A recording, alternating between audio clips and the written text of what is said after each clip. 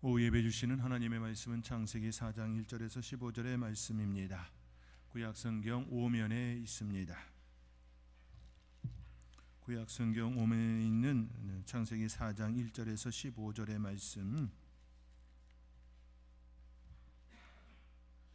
우리 찾으셨으면 저가 한 절, 여러분이 한 절 한 절씩 교독하시겠습니다. 창세기 4장 1절에서 15절의 말씀입니다.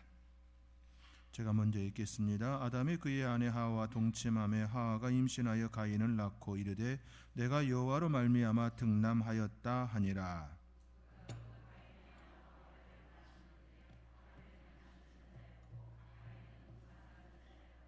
세월이 지난 후에 가인은 땅의 소산으로 제물을 삼아 여호와께 드렸고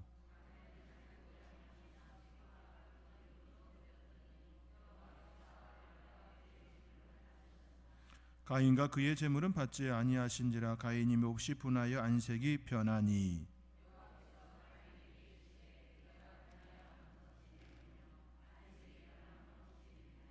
내가 선을 행하면 어찌 낯을 들지 못하겠느냐. 선을 행하지 아니하면 제가 문에 엎드려 있느니라. 제가 너를 원하나 너는 죄를 다스릴지니라.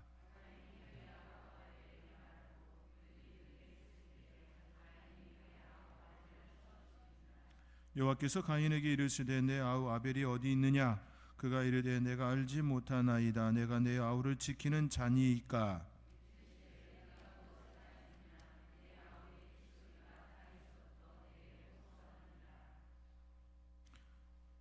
땅이 그 입을 벌려 내 손에서부터 내 아우의 피를 받았은즉 내가 땅에서 저주를 받으리니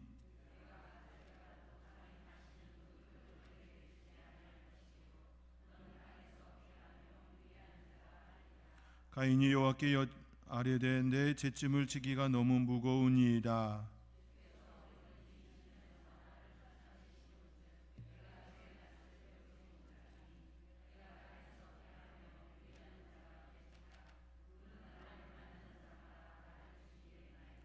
함께 읽겠습니다. 여호와께서 그에게 이르시되 그렇지 아니하다. 가인을 죽이는 자는 벌을 7배나 받으리라 하시고 가인에게 표를 주사 그를 만나는 모든 사람에게서 죽임을 면하게 하시니라. 아멘. 주의 은혜를 사모하는 저와 여러분에게 하나님께서 역사하심이 나타나기를 주님의 이름으로 축복합니다. 하나님께서는 천지를 창조하시고 가장 나중에 인간을 만드셨습니다. 6일째 되는 날 하나님께서 인간을 만드셨습니다. 그리고 하나님께서는 그들에게 복을 주시며 생육하고 번성하여 땅에 충만하라, 땅을 정복하라, 만물을 다스리라 말씀하셨습니다.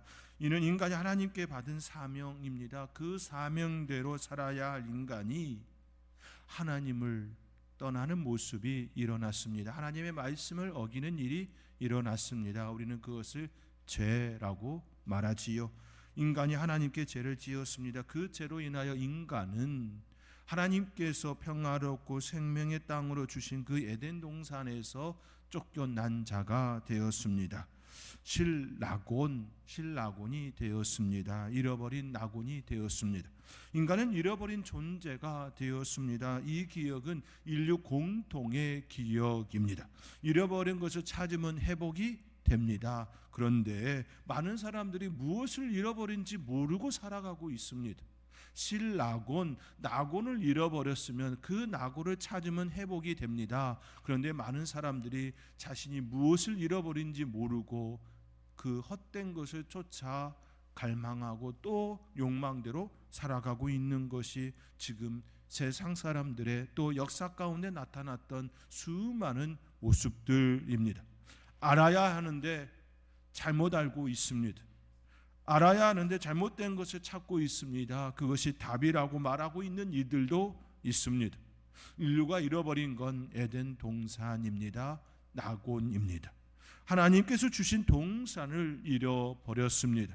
그래야 하나님께서는 새 하늘과 새 땅을 창조하시고 그것으로 우리를 초대합니다. 예수 그리스도를 통하여 우리를 초대합니다. 예수 그리스도 안에 있으면 새 하늘과 새 땅에 그 거하는 자가 되어짐을 분명하게 말씀해 주셨습니다.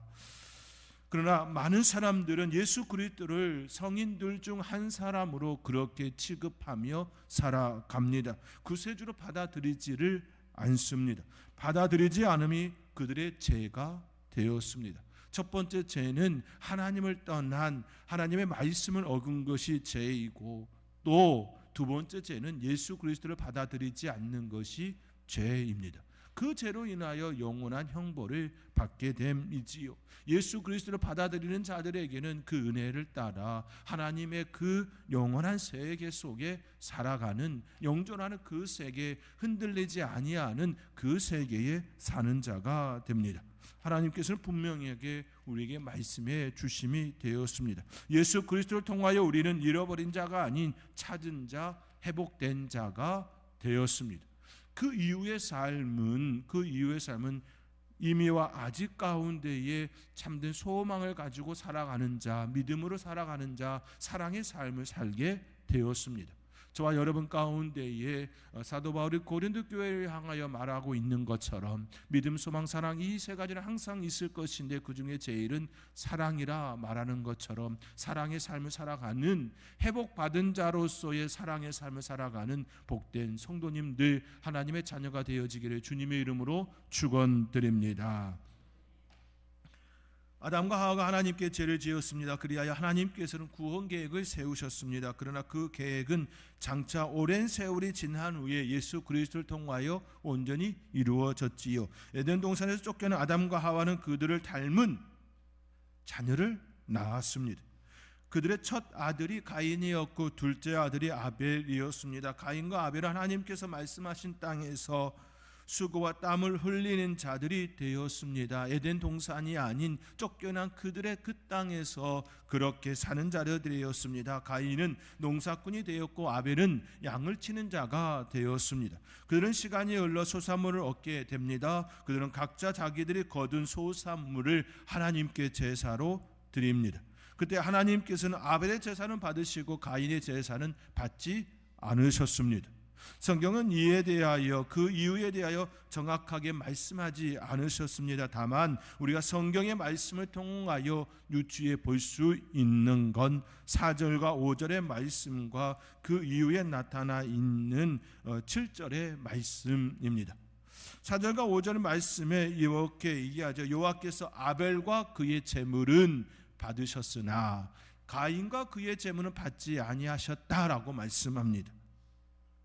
이 말씀을 통해 제물의 문제가 있다기보다는 그 제물을 드리는 그 사람에게 문제가 있었음을 우리가 유추해 볼 수 있습니다. 분명하게 말씀하시지요. 아벨과 그의 제물, 가인과 그의 제물이라고 말합니다. 제물을 먼저 언급하지 않습니다. 아벨, 가인, 사람, 드리는 자의 이름이 먼저 나와 있습니다. 아벨과 그의 제물을 받으셨다 말합니다. 가인과 그의 제물을 받지 않으셨다 말합니다. 결국 무엇을 의미하는 겁니까? 드리는 자에게 있었다라는 것이지요. 하나님 앞에서 바르게 서 있지 않은 그 모습으로 인하여 드림이 되지 못한, 받지 못하는 그러한 제사가 되었다라는 말씀이 됩니다. 아벨과 그의 제물, 가인과 그의 제물, 드리는 자에 의하여 받으심과 받지 않으심이 결정되었다라는 말씀으로 우리가 유추해 볼 수 있습니다. 성경학자에서 신학자들 등 이에 대하여 여러 견해를 말합니다. 그 중에 하나는 아직 땅이 넓고 사람은 적은데 굳이 아벨의 양을 치는 일을 하였을까라고 하는 이것으로부터 유추합니다.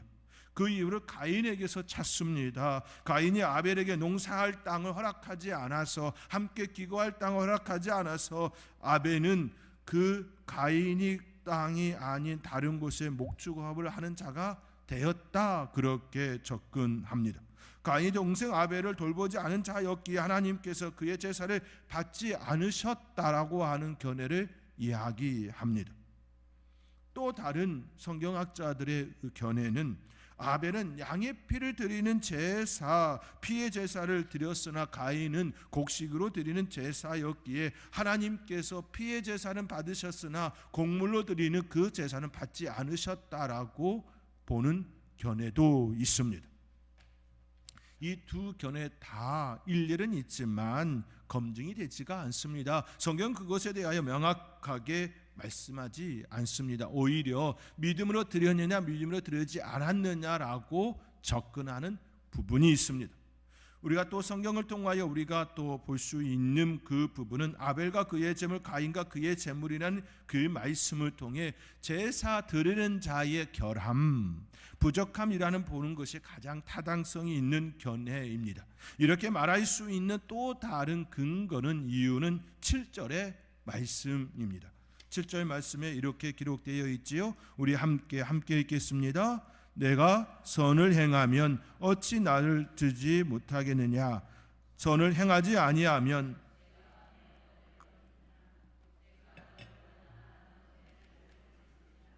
아멘.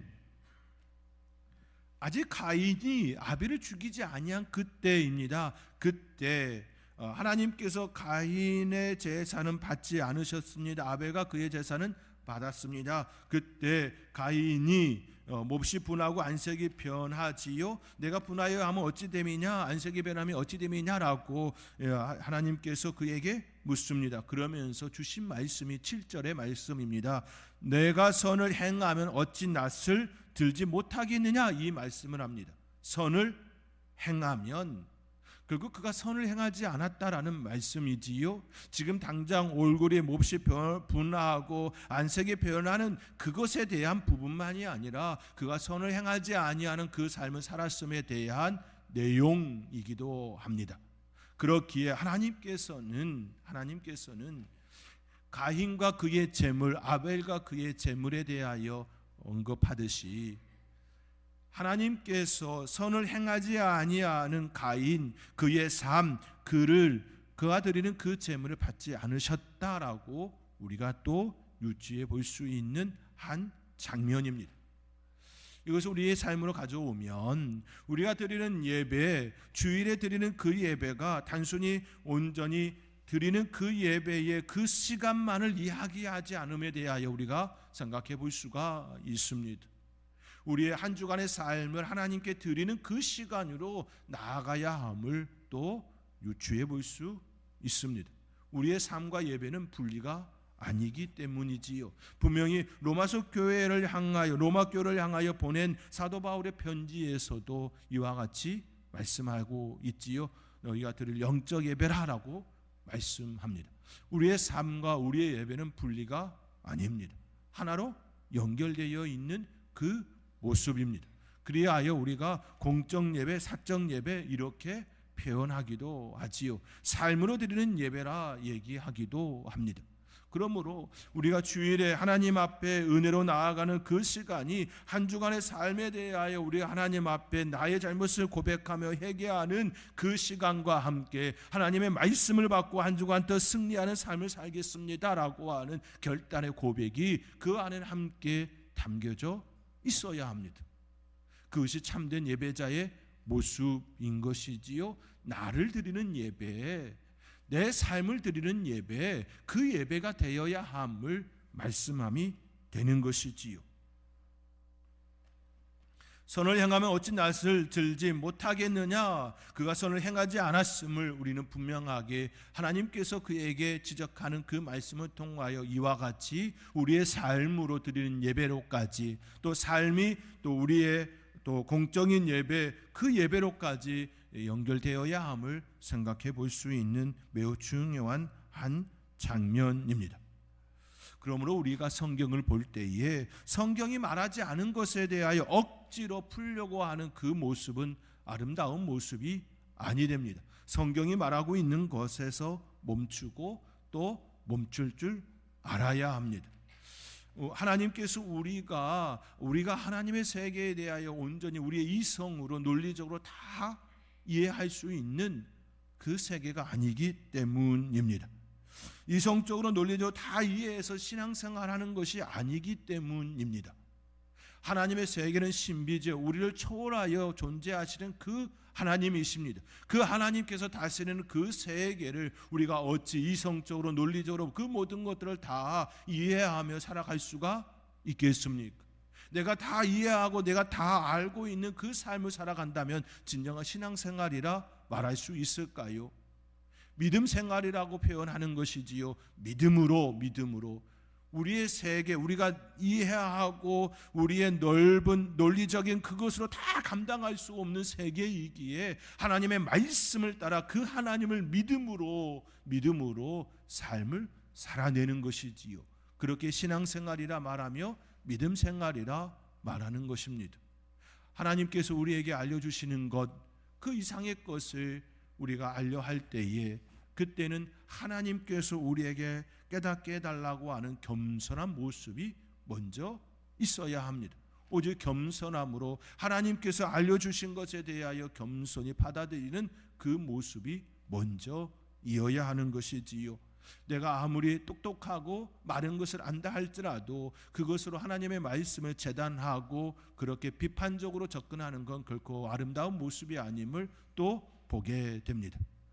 오직 하나님께서 우리에게 알려주시는 그 세계에 대하여 고백하며 나아가는 저와 여러분의 아름다운 삶이 되어질 수 있기를 주님의 이름으로 권면드립니다. 하나님께서는 아벨의 제사는 받으셨으나 가인의 제사는 받지 않으셨습니다. 그로 인해 가인은 몹시 분하여 안색이 바뀌었습니다. 하나님께서는 가인에게 묻습니다. 내가 분하면 어찌 됨이냐? 안색이 변하면 어찌 됨이냐? 제사를 받고 안 받고는 드리는 자의 몫이 아닙니다. 받는 분의 몫이지요. 그러므로 우리는 하나님께서 내 제사를 받음에 대하여 오직 감사함 그 외에는 없습니다. 내가 드렸는데 하나님께서 받지 않으심이 되었다면 왜 그러한 일이 일어났는지에 대하여 하나님께 묻고 묻는 그 모습만 필요할 뿐입니다. 받는 분에게 있습니다. 우리는 결코 하나님보다 크지가 않습니다. 그러므로 우리는 받는 분, 즉 하나님께서 받으시기에 합당하신 모습으로 우리의 마음과 우리의 삶과 우리의 모든 것을 조명해야 합니다. 거기에 초점을 맞추어야 합니다. 이것이 바른 신앙의 자세입니다. 그러나 가인은 그렇지 못했습니다. 결국 그는 아벨을 죽이는 자가 되었습니다. 아벨을 죽인 가인을 하나님께서는 찾으셨습니다. 그리고 그에게 묻지요. 내 아우가 어디 있느냐? 내 아우 아벨이 어디 있느냐 물으셨습니다. 이 물음은 가인으로 하여금 죄를 뉘우침, 회개할 수 있는 기회를 주시기 위해서입니다. 하나님께서 모르셔서 내 아우 아벨이 어디 있냐라고 묻는 것이 아니라 내 아우 아벨이 어디 있느냐라고 하는 그 물음에 대하여 하나님, 내가 죄를 지었나이다. 하나님, 제가 내 아우 아벨을 지키지 아니하고 오히려 죽였나이다. 내가 살인자 되었나이다 라고 하는 죄의 뉘우침, 삶의 고백이 먼저 있어야 했습니다.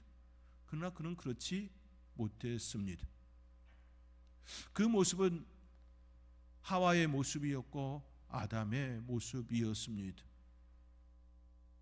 뱀에게, 여자에게 변명하는 그 모습이 영락없는 그들의 후손임을 보게 됩니다. 우리의 모습 속에서 그런 모습이 일어나지요. 내가 잘못했나이다, 내 잘못입니다, 내 그것을 고백해야 하는데 나와 함께하는 이에 대하여, 내가 속해 있는 공동체에 대하여 탓을 돌릴 때가 참 많이 있습니다. 부족한 내 모습을 먼저 볼 수 있어야 합니다. 그럼에도 불구하고 오늘 말씀 가운데 은혜가 되어지는 건 살인자 가인에 대하여 하나님께서 먼저 찾아와 주셨고, 또 가인의 그 얄팍한 하나님께 요구하는 그 모습 가운데서도 그에게 응답해 주셨다라는 말씀입니다. 13절 말씀에 이렇게 이야기합니다. 가인이 여호와께 아뢰되 내 죄짐을 지기가 너무 무거우니이다. 14절 주께서 오늘 이 지면에서 나를 쫓아내시온즉 내가 주의 낯을 배웁지 못하리니 내가 땅에서 피하며 유리하는 자가 될지라 물은 나를 만나는 자마다 나를 죽이겠나이다. 하나님께 묻습니다. 아벨을 죽였으면서, 그의 동생 아벨을 자기가 죽였으면서 자기는 살기를 원합니다라고 그 모습을 드러내고 있습니다.